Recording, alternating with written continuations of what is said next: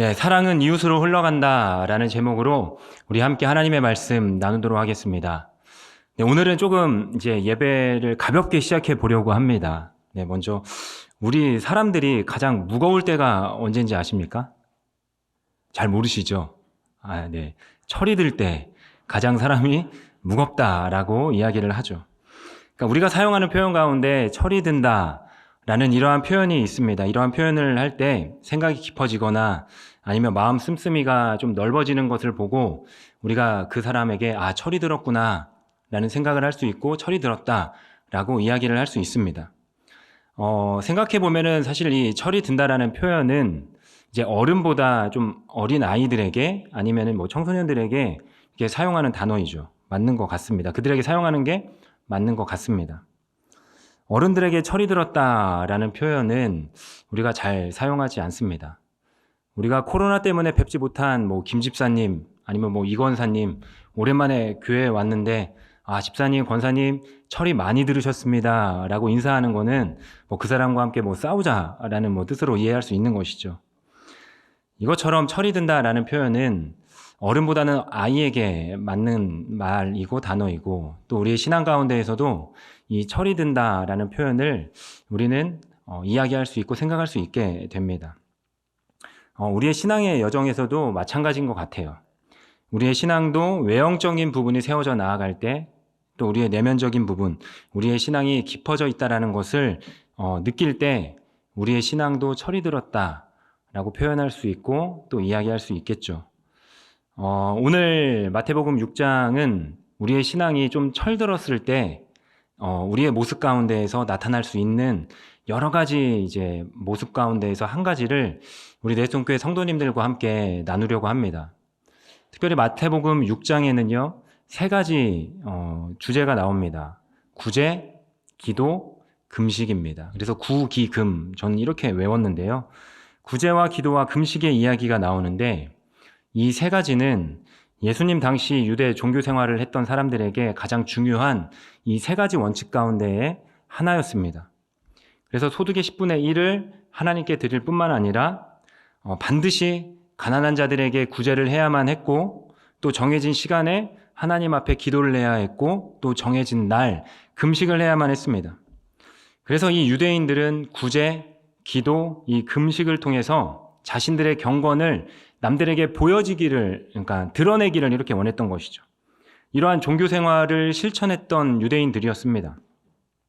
그래서 유대인들이 중요하게 여겼던 이 종교적 세 가지를 가지고 예수님은 복음적 가르침을 주고 있는데 먼저 첫 번째로 오늘 구제에 대해서 좀 이렇게 이야기를 해보려고 하는데요. 구제와 선행은 천국 백성인 이 우리가 하나님의 의를 드러내는 아주 중요한 통로이다라고 이야기하고 싶습니다. 우리가 이 하나님의 말씀을 두 가지로 요약해 보면은 뭐라고 요약할 수 있을까요? 바로 하나님 사랑과 이웃 사랑이죠. 그런데 우리가 기억해야 되는 것은 이 성경의 반을 차지하고 있는 이 하나님의 사랑, 그리고 또 반을 차지하고 있는 이 이웃 사랑이 결코 나뉠 수 없고 분리될 수 없다라는 것입니다. 다시 말하면 내가 하나님을 정말로 사랑한다면은 우리의 삶 가운데 자연스럽게 나타나야 되는 게 무엇이냐면 바로 이웃 사랑이다라는 것입니다. 그래서 이 하나님의 사랑과 이웃 사랑은 결코 분리가 될 수 없다라는 것이죠.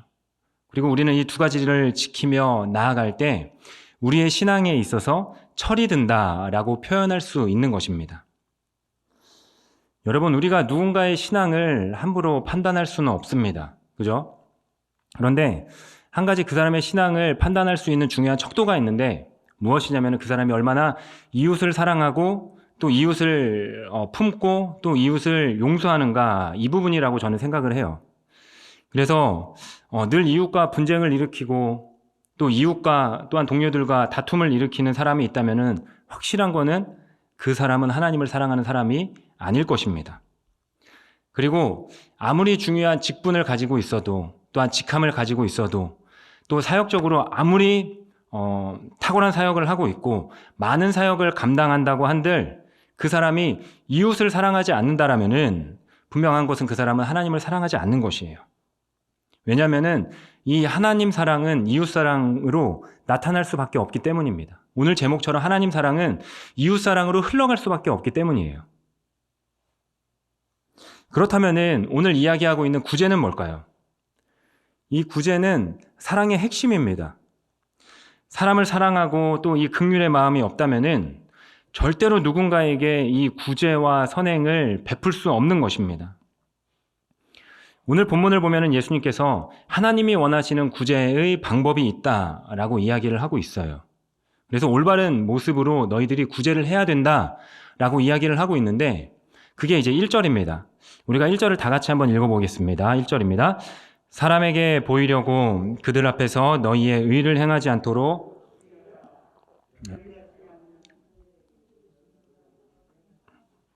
네. 하나님은 이 사람에게 보여지는 구제를 강하게 경고하고 있습니다. 그러니까 사람에게 보여지는 구제, 이거를 2절에 가면은 한 단어로 표현하고 있어요. 그걸 뭐라고 이야기하냐면은 외식이라고 이야기를 하고 있습니다. 영어 성경에는 이 외식을 히포크라식, 위선이라는 뜻을 가지고 설명하고 있는데 그렇다면 이 위선과 외식이 뭘까요? 저는 이거라고 정의를 합니다. 겉과 속이 다른 것. 그러니까 안과 밖이 다른 거죠. 쉽게 말하면 화장실 들어갈 때 다르고 나올 때 다른 이러한 모습을 저는 위선이다, 저는 외식이다 라고 이야기를 하고 싶습니다.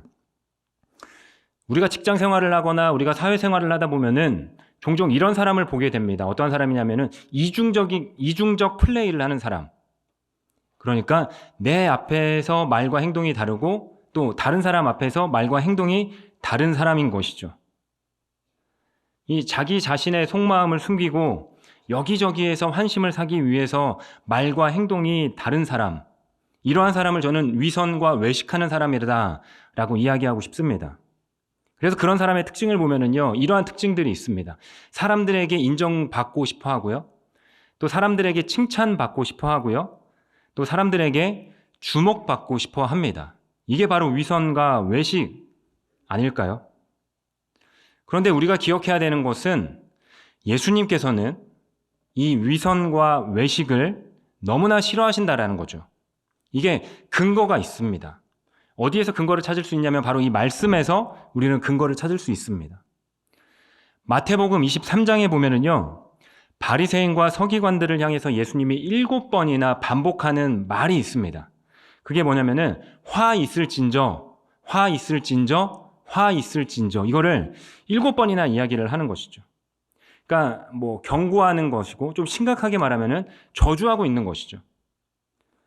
우리가 아는 하나님은 어떠한 하나님입니까? 바로 사랑의 하나님입니다.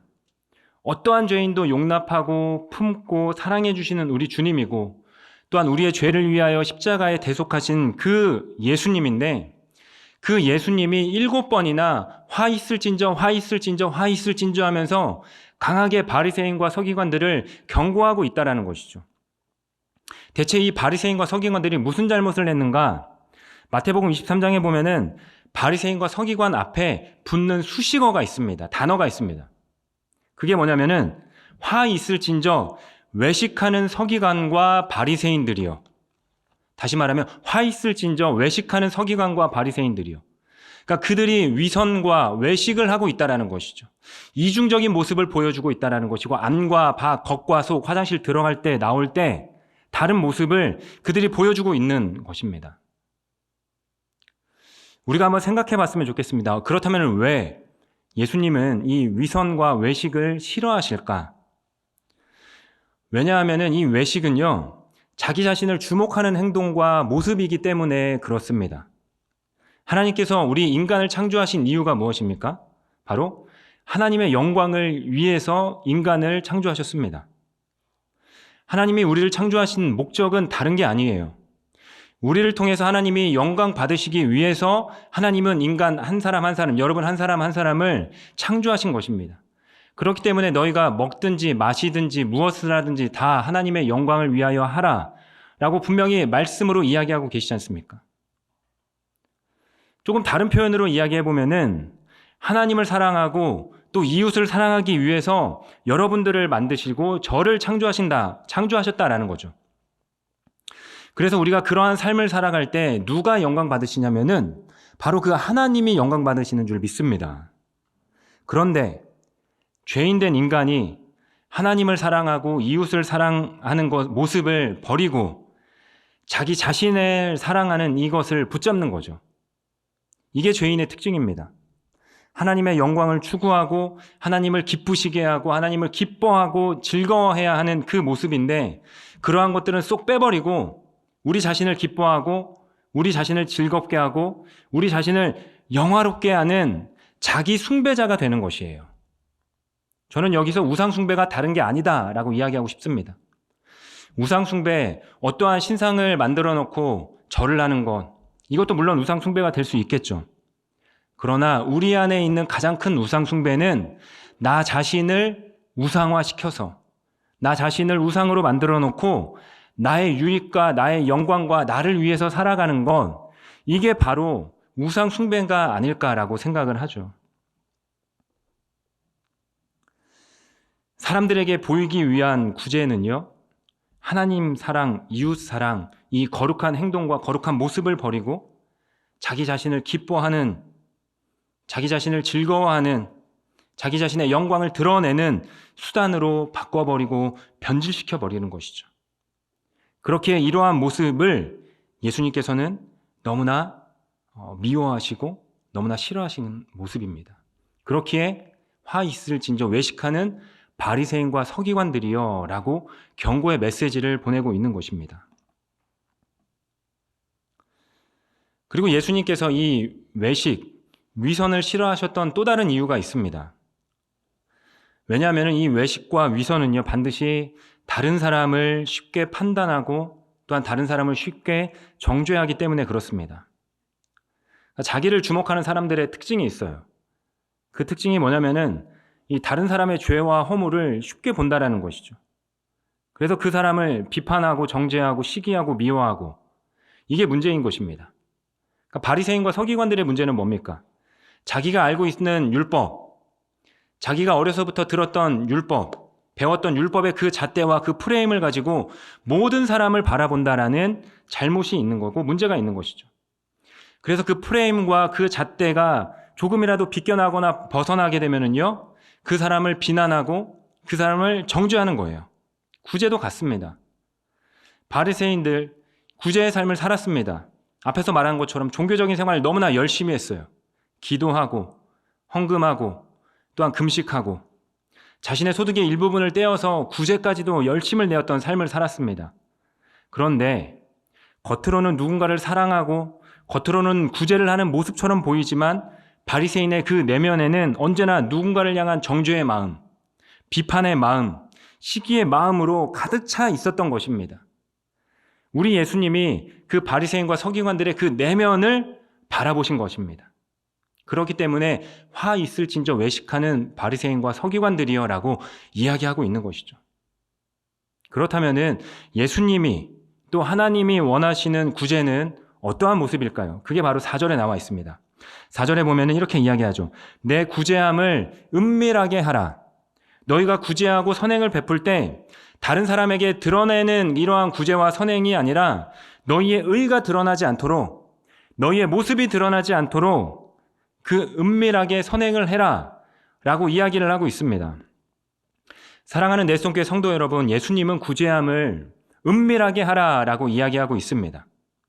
너희의 의를 드러내거나 너희의 영광을 드러내서가 아니라 하나님의 영광을 위해서 이웃을 생각하고 또 이웃을 위한 그 사랑의 마음을 가지고 이 모든 구제 사역을 감당해야 된다라고 예수님은 이야기하고 있는 것이죠. 그래서 우리가 조금 더 구체적인 방법으로 구제에 대해서 생각을 해보면은 3절에 이렇게 이야기를 하고 있어요. 3절에 보면 이렇게 말합니다. 너희는 구제할 때에 오른손이 하는 것을 왼손이 모르게 하여 라고 이야기하고 있죠. 우리가 정말로 많이 들었던 말씀입니다. 근데 여기에는 저는 이제 두 가지 의미가 담겨 있다라고 생각을 해요. 첫 번째는 정말 이 말 그대로 은밀하게 하는 것, 드러내놓고 구제하지 마라. 그러니까 구제할 때 오른손이 하는 것을 왼손이 모르게 해라. 이 의미이고요. 또 하나는 신자들은 이 구제의 삶이 자연스러운 삶이 되어야 된다. 너희들의 삶에 이 구제가 자연스럽게 녹아나야 된다 라고 이야기하는 것이죠. 이 구제는요, 경제적으로 풍족한 사람만이 하는 것이 아닙니다. 구원받고 또 거듭난 백성이라면은 이러한 구제의 삶을 살아갈 수 있어야 하는 것이죠. 마태복음 25장에 보면은 세 가지 비유가 나와요. 열처녀 비유, 달란트 비유, 또 양과 염소 비유가 나와요.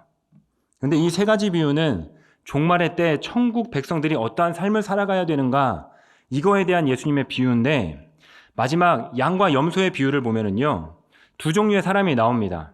임금 오른편에 앉아있는 사람과 임금 왼편에 앉아있는 사람. 그래서 오른편에 있는 사람은 양, 왼편에 있는 사람은 염소, 이렇게 비유하면서 의인과 악인의 모습에 대하여 이야기를 하고 있습니다. 대조하면서요. 그러면서 의인의 삶을 이야기하는데, 이 의인의 삶이 어떠한 삶이냐면은 나그네 된 자를 영접하고 옥에 갇힌 자 또한 병든 자를 돌보아주고 먹을 것이 없는 자, 굶주린 자, 헐벗은 자에게 입혀주고 먹여주고 채워주는 이러한 모습이 의인의 모습이다 라고 이야기를 하고 있고요. 악인의 모습은 어떠한 모습이냐면 반대로 자신의 유익, 그러니까 온통 자기 자신의 욕망만을 가지고 살아가는 사람이에요. 저는 이 양과 염소의 비유를 보면서 두 사람 안에 공통점이 있다라고 생각을 했어요. 뭐냐면은, 그러니까 이웃을 위해서 섬기는 삶을 살던, 자신의 욕망을 위해 사랑하는 삶을 살던, 모두 다 자기 자신이 그러한 삶을 산다라는 것 자체를 인식하지 못한다라는 거예요. 그래서 이 비유의 핵심 포인트 중에 하나가 저는 이겁니다.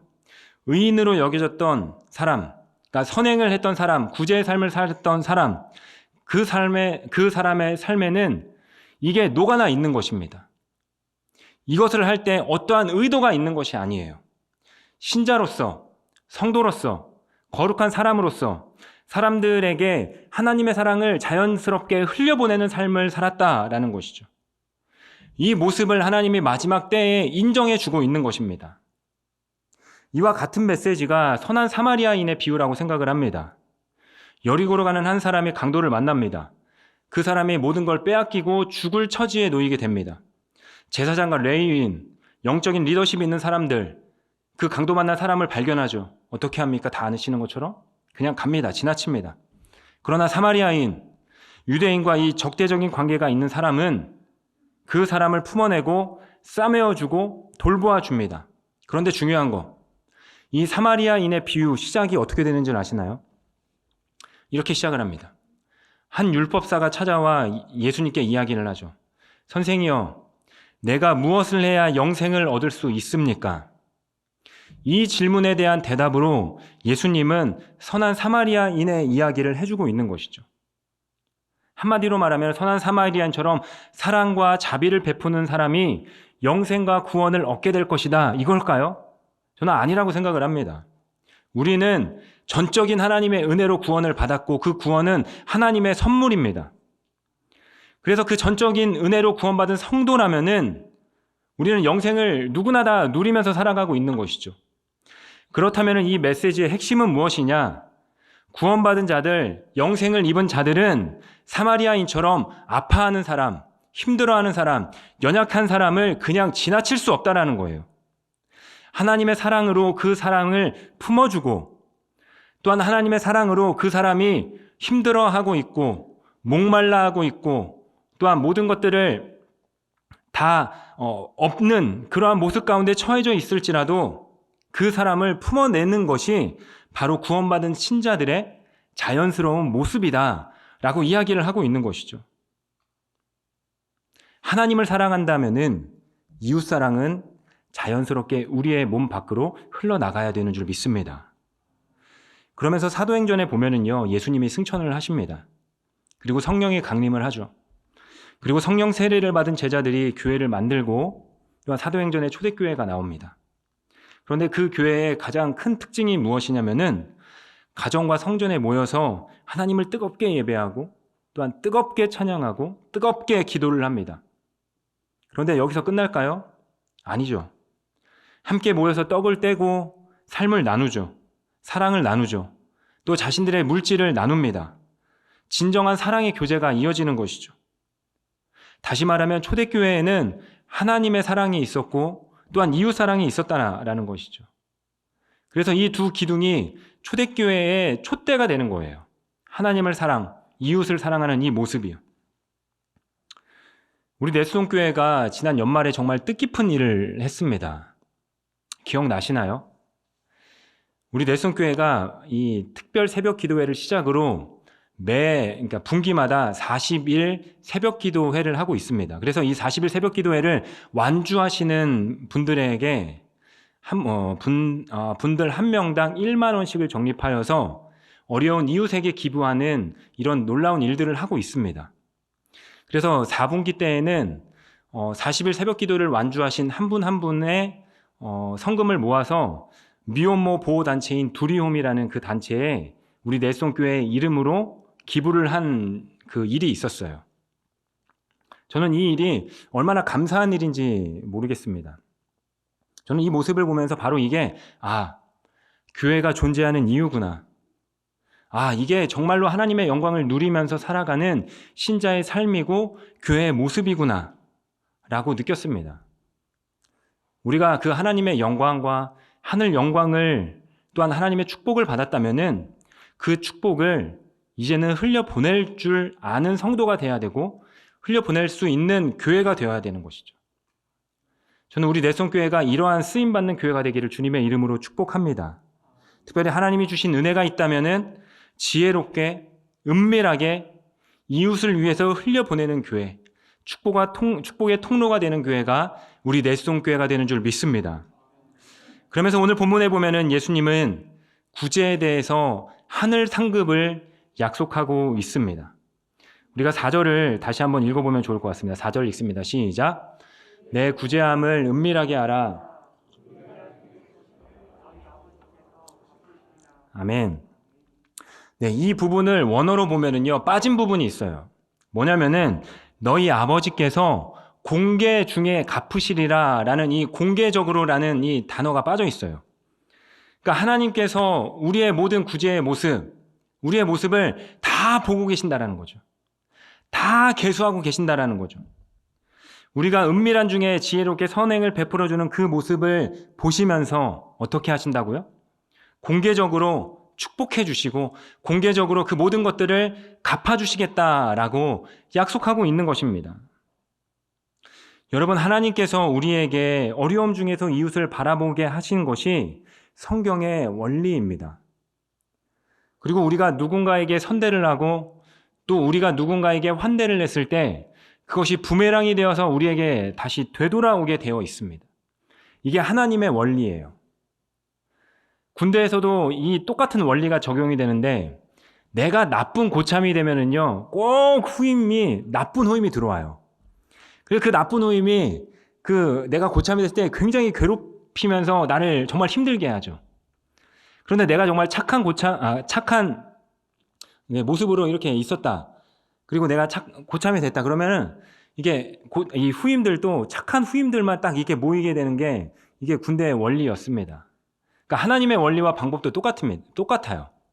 내가 사람들을 선대하고 내가 사람들에게 환대했을 때 그것이 부메랑이 되어서 나에게 다시 돌아온다라는 거, 이게 바로 이 하나님의 원리인 것이죠.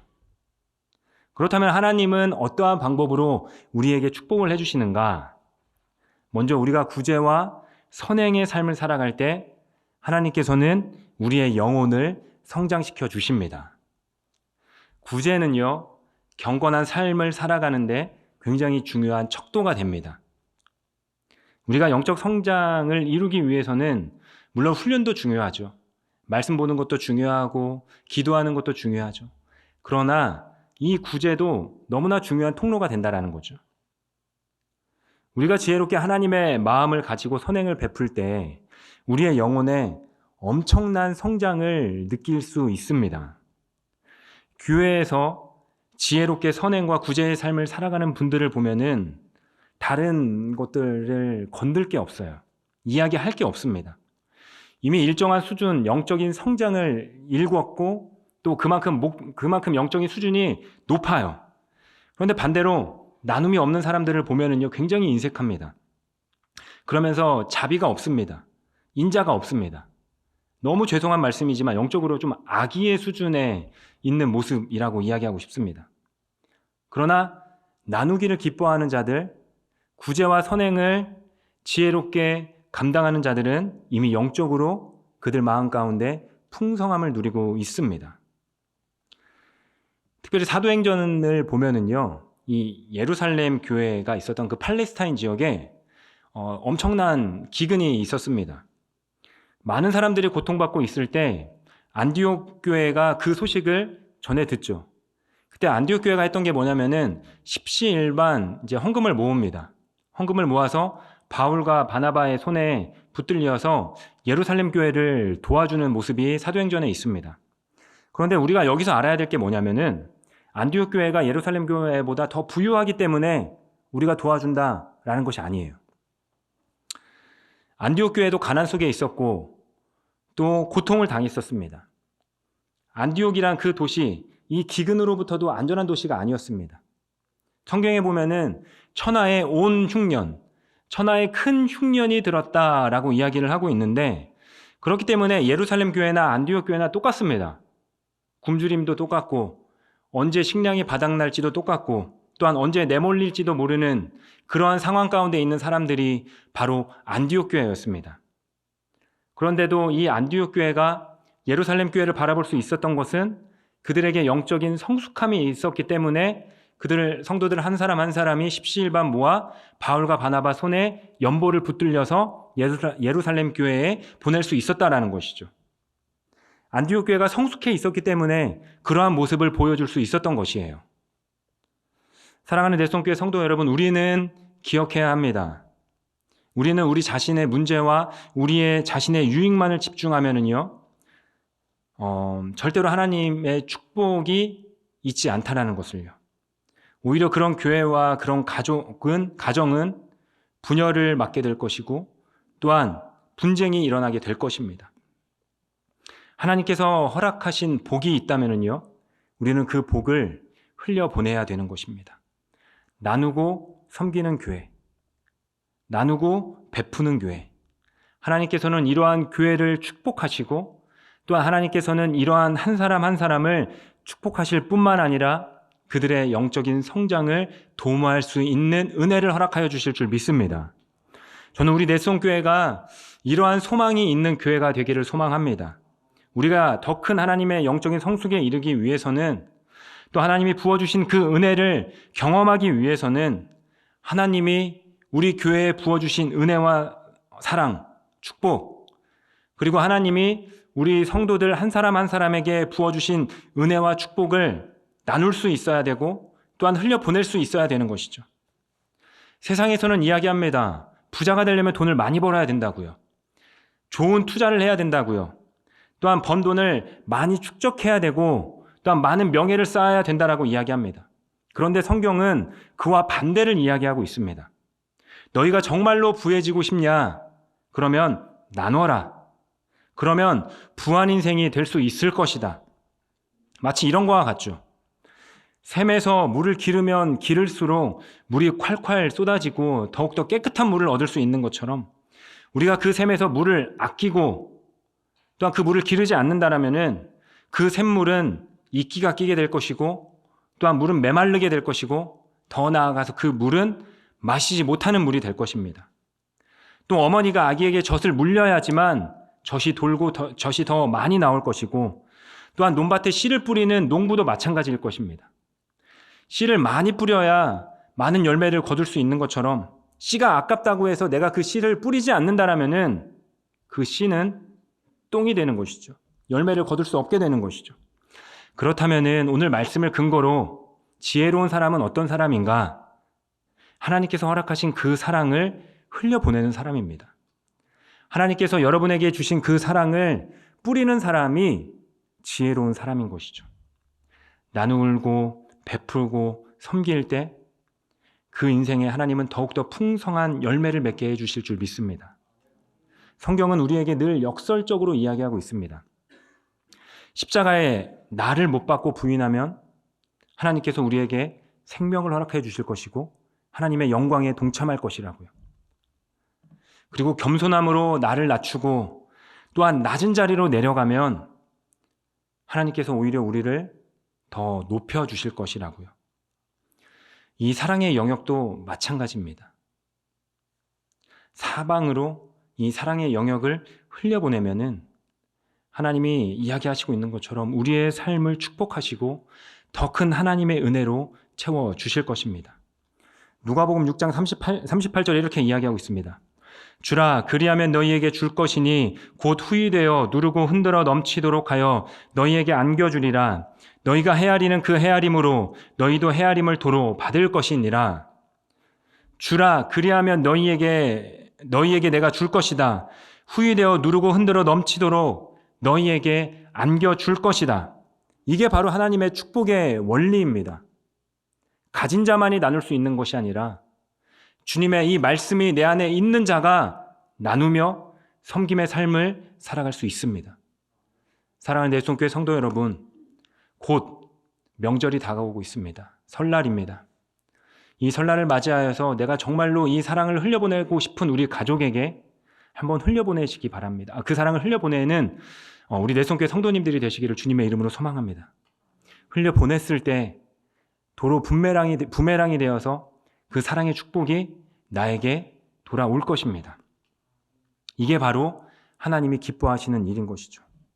구제는 우리의 영혼을 성장시키고 우리의 삶을 윤택하게 하는 축복의 통로입니다.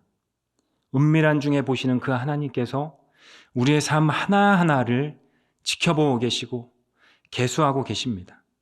그래서 우리가 그 주님 앞에 나 자신과 내 가정과 또한 내 교회만을 주목하는 것이 아니라 주위 사람들을 돌아보고 하나님의 사랑과 그 하나님의 은혜를 흘려보내는 축복의 통로가 되기를 주님의 이름으로 소망합니다. 그래야 23년 새해에 우리에게 주신 그 은혜와 사랑을 마음껏 흘려보내시고 그 하나님의 나라와 의를 구하는 사랑하는 내손교회 성도님들이 되시기를 주님의 이름으로 소망합니다.